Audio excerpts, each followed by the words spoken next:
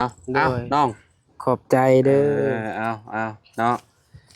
เงิน1 ล้านกับ50,000โดเนาะยโอ้มื้อนี้โชคใหญ่หลายมื้อนี้เนาะขอบใจทางเอื่อยในเด้อขอให้เอื่อยอยู่เย็นเป็นสุขสุขกายสบายใจนอนหลับขอให้ได้เงินหมื่นตื่นมาขอให้ได้เงินแสนให้ร่างกายสุขภาพแข็งแรง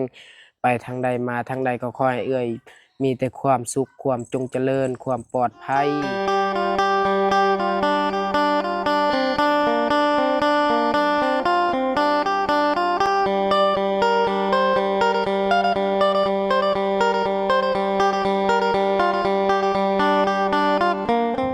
สบายดีสวัสดี FC บัสสุขุสุคนเนาะบ่ว่าสิอยู่ในและก็ต่างประเทศเด้อพี่น้องเด้อเนาะมาพบมาพอกันกับเฮาคือเก่าคือเดิมเนาะเพิ่มเติมคือตอนนี้เปิดคลิปอยู่หลังบ้านน้องซอนพี่น้องเอ้ยเนาะพอดีว่ามื้อนี้พี่น้องคือเฮาเว้าไว้ในคลิปไปแล้วเนาะแรกๆกันแหละเนาะพี่น้องว่าสิมีแนวให้น้องอาเจืองเพิ่นพี่น้องพอดีว่ามีผู้ใหญ่ใจดีเนาะเอื้อยเพิ่นก็บ่ได้ประสงค์ออกนามดอกพี่น้องเพิ่นอยู่ทางต่างประเทศพุ่นแหละเนาะเพิ่นก็ได้ฝากเงินมาให้ครับเป็นสะพานบุญให้ซื้อนมเนาะให้ลูกน้องลูกอ้ายอาเจืองแล้วก็ลูกอาเจืองนั่นแหละพี่น้องเอ้ยเนาะพอดีว่าเฮาถ่ายคลิปลงไปมื้อนั้นทางเอื้อยเพิ่นได้เห็นว่าอ้ายอาเจืองน่ะย่ำข้าวพี่น้องเอ้ยเนาะย่ำข้าวเป็นน้ำแล้วก็เอาให้ลูกกินน่ะพี่น้องเอ้ยทางเอื้อยเพิ่นเห็นแล้วก็สงสารเนาะก็เลยฝากเงินมาเนาะจำนวน200พี่น้อง$200เนาะเงิน100นี่เอื้อยเพิ่นก็ให้เฮาแบ่งซื้อนม100เนาะแล้วก็ให้เฮากับอาเจืองคนละ$50พี่น้องเฮาก็ไปซื้อมาเป็นที่เรียบร้อยแล้วนมก็ได้เนาะซื้อมาอยู่17กล่องพี่น้องเนาะกล่องหนึงมันก็ตกอยู่100,000กับ25,000พี่น้องแรกๆว่าสิเอา16มาพี่น้องแต่ว่าเงินเหลือ100,000เนาะเฮาก็เลยเพิ่มเงินให้เพิ่นอีกเนาะ25,000ก็เลยได้มา17กล่องพี่น้องนี่เนาะกล่อง125,000พี่น้องเอ้ยได้อยู่17เนาะ17กล่องพอดีให้เพิ่นแบ่งกันพี่น้องเอ้ยเนาะทางอาเจียงกับอ้ายเพิ่นเนาะนี่แหละแล้วก็อีก100พี่น้อง$100นะคือเฮาแบ่งกับอาเจียงก็ได้อยู่คนละ1 ล้านกับ50,000กีบเนาะพี่น้องโอ้บ่ฮู้ว่าอาเจียงเพิ่นสิดีใจส่ำใดเนาะจะได้ก็ขอขอบคุณเด้อทางเอื้อยใหญ่ใจดีเด้อเอื้อยเด้อก็ขอให้เอื้อยอยู่ดีมีแรงความเจ็บบ่ให้ได้ความไข้บ่ให้มีปรารถนาสิ่งใดก็ขอให้ได้สิ่งนั้นเนาะนอนหลับให้ได้เงินหมื่นนอนตื่นให้ได้เงินแสนเพราะว่าเอื้อยสิเฮ็ดธุรกิจหยังค้าขายหยังก็ขอให้เจริญในหน้าที่การงานตลอดปีตลอดไปเด้อครอบครัวอยู่ดีมีแรงเนาะที่ขาดบ่ได้ก็พ่อแม่พี่น้อง FC ทุกๆคนนั่นแหละเนาะที่เป็นกำลังใจให้เด้อพี่น้องขอบคุณหลายๆเนาะฝากกดไลค์กดแชร์เด้อปีใหม่ใกล้สิฮอดแล้วเนาะขอให้ทุกคนร่ำรวยเด้อพี่น้องเด้อเนาะโอเคเดี๋ยวไปหาทางอาเจียงก่อนเนาะบ่ฮู้ว่าทางเพิ่นสิดีใจซำใดได้ทั้งนมให้ลูกแล้วก็ได้เงินพร้อมพี่น้องเอ้ยเนาะโดยไปหาเพิ่นอยู่เพื่อนเพิ่นเลยเนาะโดย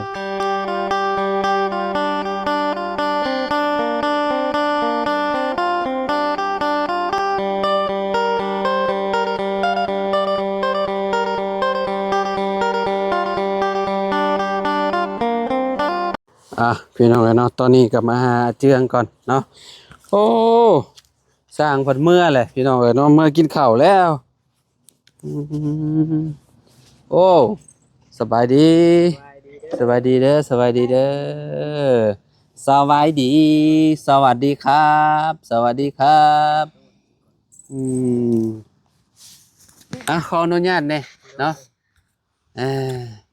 สร้างเมื่อแต่โดนเลยโดยเมื่อแต่ดนกินยังน่ะกินส้มกินส้มโดยโอ้โหน่ารักเกิดจากให้เลยยังบ่ได้นอนเว้นบ่นี่นอนแล้วนอนตื่นมาเลยโดยพี่น้องเอ้ยเนาะอ้ายจะมาแล้วบ่ซะยังไปคืนมันยังบ่โดยประมาณ2 ชั่วโมงผมจะมาเนาะโดยพี่น้องเอ้ยเนาะก็บ่เป็นหยังเนาะโดยก็นี่แหละเมื่อแล้ว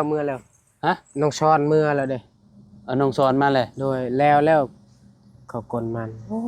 น้องสอนเพิ่นกับออกไปนำกันบอกกับอ้ายเจ้าโดยเอาแห้งส่วนเดียวกัน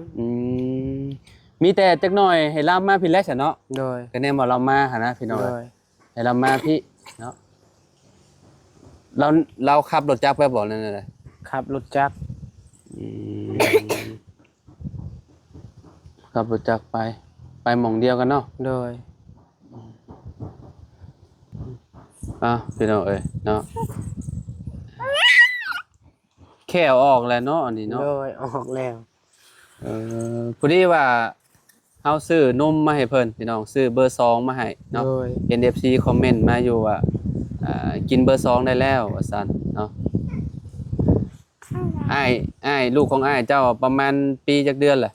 ประมาณปี2เดือน โอเคได้แล้วจ้ะเนาะ แล้วก็อ้ายค่อยซื้อเราไปรับจ้างเวียดซื้อเบอร์2แล้วสิ แม่นแหละต้องเบอร์2แหละโอ้ฮู้จักลิ้นนำเลยเนาะ โดย อันในหม่องนี้เพิ่นก็ยังคือเก่าพี่น้องจอมขวัญเพิ่นนี่จอมขวัญอยู่ในนี้เลยเนาะแล้วก็มีมุมนี้พร้อมเนาะ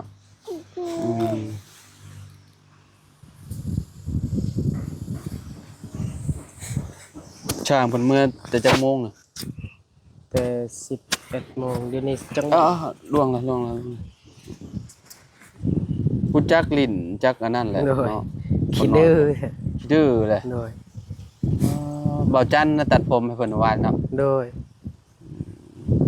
อันนั้นเพิ่นบ่ได้เว้าติ โดย เพิ่นดิกคะเนียมบ่จังเนาะ โดยเราอยู่ซื่อๆแล้วเขาตัด โอ้ ดื้อแท้ตัว ดื้อเด้คนน้อย แมวตัวมันอยากได้คันมันได้แล้ว อืมคือกันอยู่กับแม่น่ะใหญ่มาแฮงคือกันกับแม่ โดย โอ้ ในบ้านนี่เขาเอิ้นว่าลูกสัตว์ลง ฮะ ลูกสัตว์ลงเขาเอิ้น ลูกยังก็ ลูกสัตว์ลงอันเด้สัตว์ลงผู้แสดงหนัง เชิญลง โดย อ๋อ สัตว์ลงผู้แสดงหนังมีลูกน้อย เชิญลงอัน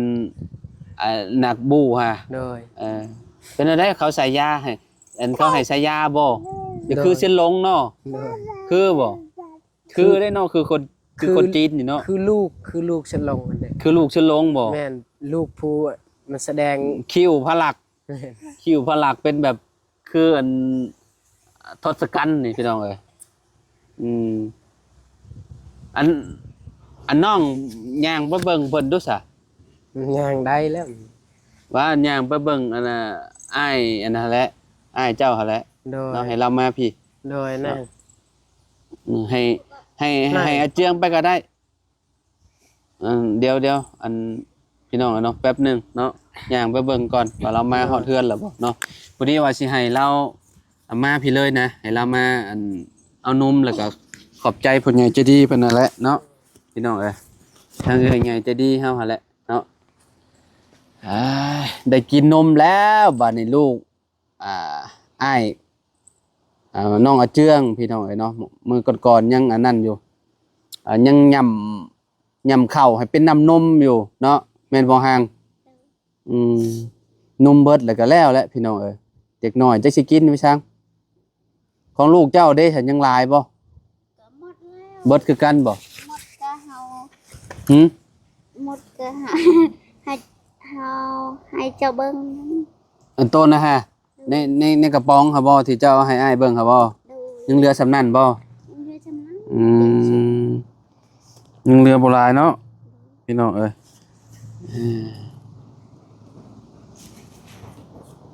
พี่น้องเอ้ยเนาะพอดีเลยถึงจังหวะนมมาพอดีเลยเนาะ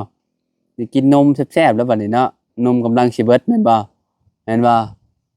บ่ตาเพิ่นเป็นหยังน่ะน้ำตาคือย้อยเจ็บตาบ่จัก เจ็บตาไม่เป็นไร โอ้มันยังเข้าตาคนนั่นนี่เพราะว่ามีแล้วแบบขี้พอกขี้ฝุ่นน่ะ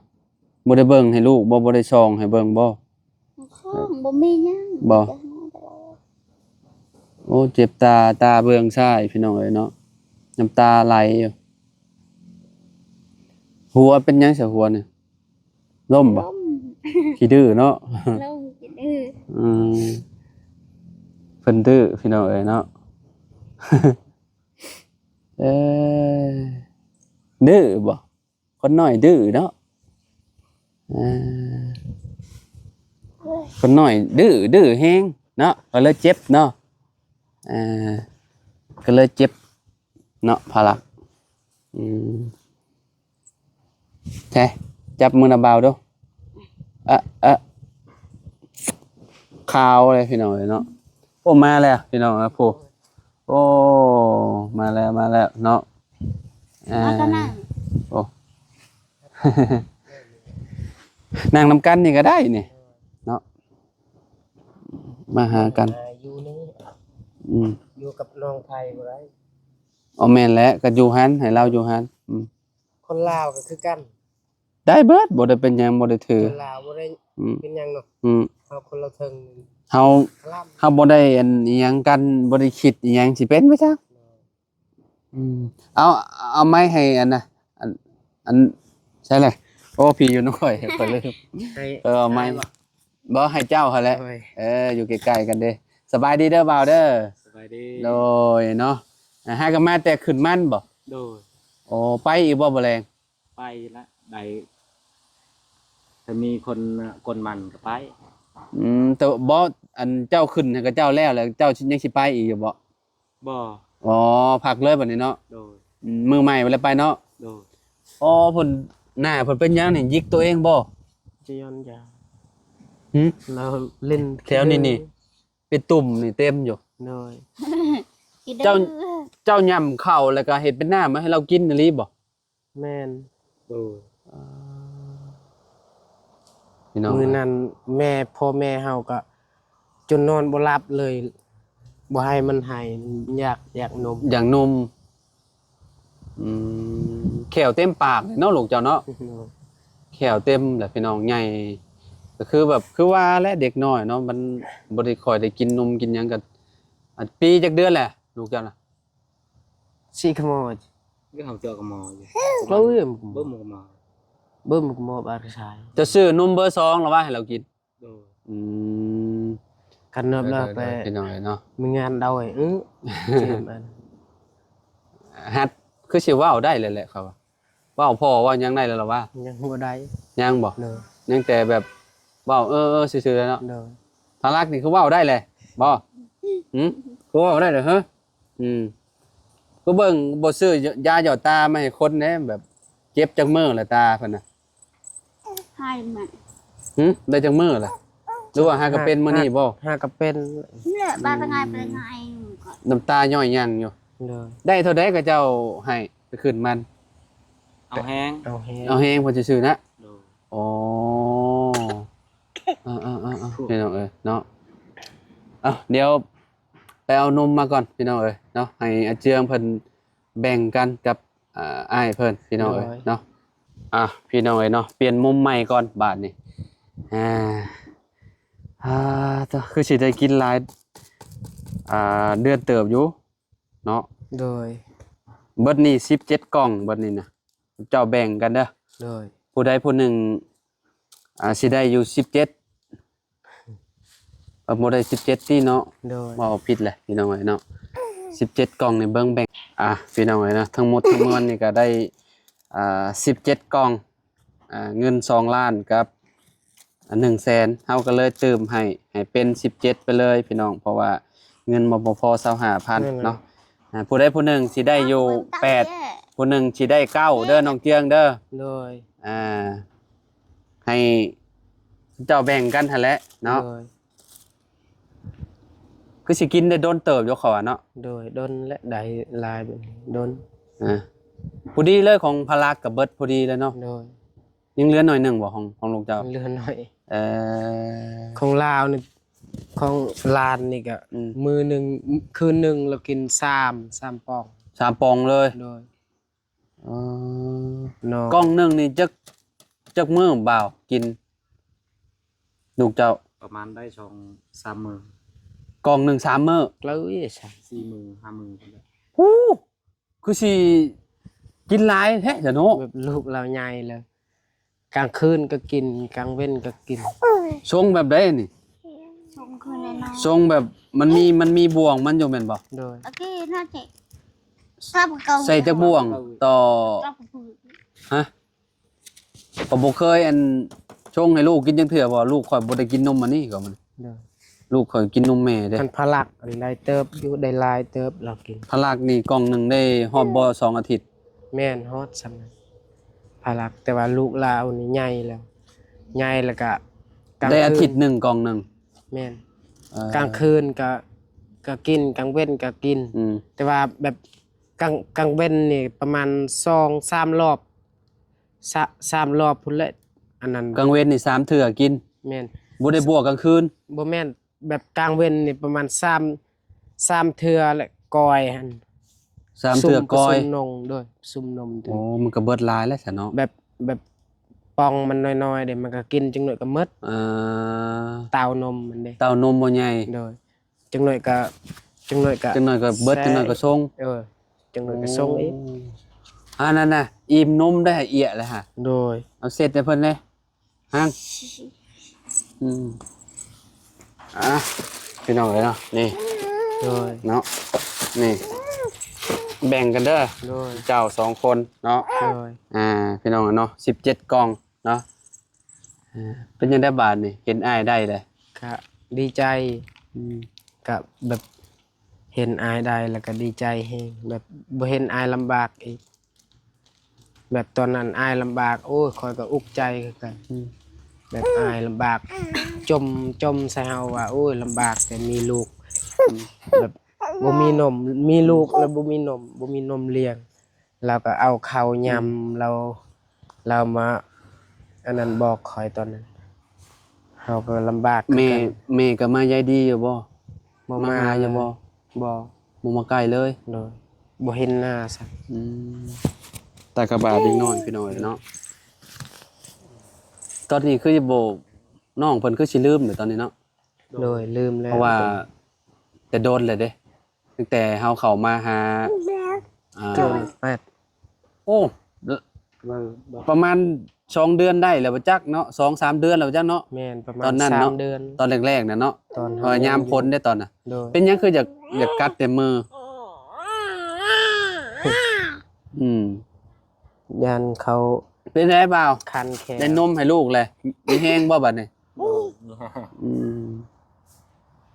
เพื่อสิหาได้ซำนี้ก็บ่แม่นง่ายเด้อนี่เนาะ โดย ปักหลายๆหนึงพี่น้องกล่อง1เซน25,000เนาะ โดย ถ้าเบอร์1น่ะก็สิแฮงแพง130,000ตัวน่ะ โดยเฮา แสน ซื้อ สามแส หั น น สี่ เบียดเฮาซื้อหันเบียดแสนสี่ อืม กล่องเบอร์2เบอร์1แสนห้าเบอร์ เฮ้ยอยู่หาดเบียดคือแฮงแพง จักแหละ เอาซื้อข่อยซื้ออยู่นำมาริมาดได้นี่น่ะ หันเซเว่น แม่ข่อยซื้ออยู่นำมาริมาดนี่ โดย พี่น้องเลยเนาะก็ให้น้องอาเจืองเพิ่นขอบคุณเนาะทางเอื้อยใหญ่ใจดีอยู่ทางต่างประเทศพุ่นแหละเพิ่นก็เนาะใจบุญใจกุศลพี่น้องเลยเนาะ โดย มีแต่ฝากให้อาเจืองขอบคุณเพิ่นเด้ออวยพรให้เพิ่นเด้อน้องเด้อเนาะ โดย เอา ขอบใจทางเอื่อยหลายๆเด้อขอให้เอื่อยอยู่ดีมีแฮงขอให้เอื่อยอยากเย็นเป็นสุขกายสบายใจ ไปทางใดมาทางใดก็ขอให้เอื่อยปลอดภัยความจงเจริญขอให้เอื่อยสุขกายสบายใจนอนหลับขอให้เอื่อยได้เงินหมื่นตื่นมาขอให้เอื่อยได้เงินแสนวาสนาสิ่งใดขอให้เอื่อยได้สิ่งนั้นสาธุ โอเคเอาฝากให้เจ้าชื่อหยังข่อยลืมชื่อจังเลย เมือง เบาเมืองเนาะขอบคุณทางเอื้อยเพิ่นแน่เนาะอวยพรอวยพรอวยไซให้เพิ่นแน่เนาะ เคยอยู่ เอาไม้ไปใกล้ๆนะเจ้าแน่ผู้พารักสิเอาให้เลยนี่เพลอด อวยพรอวยไส้ เว้าเลยบ่าว ขอบใจหลายๆเด้อบ่ฮู้สิเว้าหยัง ตื่ ข น อบใจ ตัน ห ใจ ลาย แล้ว ๆเด้อ สิซ้อนน่ะขอบใจหลายๆเด้อทางเอื่อยเพิ่นเด้อ ขอบใจหลายๆเด้อทางเอื้อยพลเด้อ ขอให้เอื่อยอยู่ดีมีแฮง ขอให้เอื้อยอยู่ดีมีแฮง ให้เย็นเป็นสุข ให้อยู่เย็นเป็นสุข สุขกายสบายใจ สุขกายสบายใจ นอนหลับขอให้ได้เงินหมื่น นอนหลับขอให้ได้เงินหมื่น ตื่นมาขอให้ได้เงินแสนเด้อเอ่ยเด้อ ตื่นมาขอให้ได้เงินแสนเด้อเอื้อยเด้อ วาสนาสิ่งใดขอให้เอ่ยได้สิ่งนั้น วาสนาสิ่งใดขอให้เอื้อยได้สิ่งนั้น สำหรับที่สุดซอยน้องสำหรับมื้อนี้ สำหรับที่สุบซอยน้องสำหรับมื้อนี้ หรือว่านมของลูกของหลานน้อง ส่วนนมของลูก น้องก็ได้รับได้ฮู้ได้เห็นแล้ว นั่นแหละ ขอให้สุขกายสบายใจร่างกายแข็งแรงก็ขอบใจทางบ่าวลาวแน่เด้อขอให้บ่าวลาวอยู่ดี นั่น มี ๆ ความ นั่น สุขไปทางใดมาทางใดก็ขอให้มีแต่ความปลอดภัยวาสนาสิ่งใดขอให้บ่าวลาวได้สิ่งนั้นสาธุ โอเคเอาขอบใจหลายๆ เนาะ เนาะพี่น้องเอ้ยเนาะทางลูกเพิ่นก็ก็ถึกอยู่เนาะจักเฮ็ดไปชังบ่ซั่นแหละเนาะ โดย เพิ่นก็คือสิอยากนอนอยากหยังนั่นแหละพี่น้องเอ้ยเนาะน้องเอาไว้พรให้เอื้อยเพิ่นแน่เป็นอยู่บ่น้องหัง สาธุนั่นน่ะ เอ้ย เอื้อย ใหญ่ๆใจดีให้แหละ เอื้อยยายใจดีขอให้เจ้าอยู่ดีมีแห้งขอให้อยากเย็นเป็นชุกให้สุขกายสบายใจขอให้เจ้า มาทางใด มา ก็ ทางใด ให้มีแต่ความปลอดภัย มีแต่ความปลอดภัย ให้จงเจริญ ให้จงเจริญ คำที่อวยพรอวยใส่ต่อไปก็ให้อายุมันคนยืนต่อไปก็ให้อายุมันคนยืน ให้อายุมันคนยืน สาธุ โอเคโอเคเพราะว่าเพิ่นก็บ่เคยเว้าจักเทื่อพี่น้องเอ้ยเนาะทางน้องหังนี่ก็ได้เนาะส่วนใหญ่ก็มีแต่อาเจืองหลายกว่าพี่น้องเอ้ยเนาะอาเจืองเพิ่นสิเป็นพระเอกพี่น้องเอ้ยเนาะออกกล้องตลอดเด้เนาะส่วนเมียก็มีแต่เอาลูกเนาะ โดย จังไดก็เนาะขอบคุณหลายๆเนาะ โดย ที่ช่วยน้องเพิ่นเข้ามาเด้อเด้อเนาะทาง ได้รับ เอื้อยเพิ่นก็บ่ได้ประสงค์ออกนามดอกอาเจียงคือสิฮู้เลยดอกเนาะ เลยก็รัก เอื้อยเพิ่นก็เคยอยู่สวรรค์เขตแหละพี่น้องเอ้ยเนาะอันนี้ก็มีแต่แบ่งกันอัน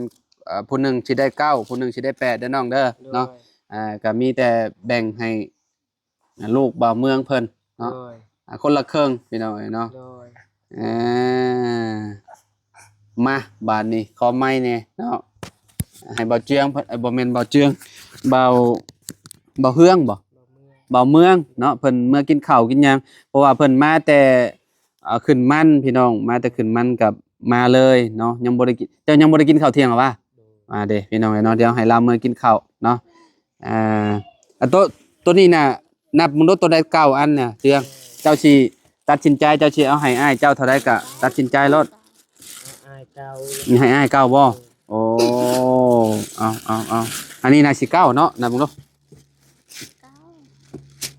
เก่า เก้าพี่น้องเอ้ยเนาะอันนี้ก็เอาให้บ่าวเมืองไปเลยซะเนาะพี่น้องเอ้ยเนาะพี่น้องเอ้ยเนาะตอนนี้ก็มอบ จูนั่นล่ะ นมให้แล้วเรียบร้อยแล้วเมื่อกินข้าวบัดนี้คือสิได้หลายมื้อเติบอยู่ดอกนมก็ได้เนาะ9กล่องเลยพี่น้องเอ้ยพารักนี่แฮงสิบ่เปลืองบ่ได้แล้วพารักดีใจแล้วบัดนี้เราก็ดีใจนำเรา โดย แบบตอนนั้นเราโอ้ยดูสิลำบากพ่อแม่บ่ได้นอนบ่ได้หลับเลยยดลำบากยนลาน อยากนอนแล้วน่ะไปพาเราเมื่อนอนเบาพี่น้องเอ้ยเนาะ เมื่อก่อนเด้อไป ไปแล้วคนน้อยได้นมกินแล้วบัดนี้โอ้ จู จู โดย จูนี่คือเมื่อเนาะ โดย พี่น้องเอ้ยเนาะไปแล้วพี่น้องเอ้ยโอ้ยเนาะไอ้เจืองก็ดีใจเราก็ได้ดีใจนำอ้ายเนาะได้นมให้หลานเราก็ได้ โดย เนาะยังบ่ได้จบเด้อนี่ โดย ยังสิมีอยู่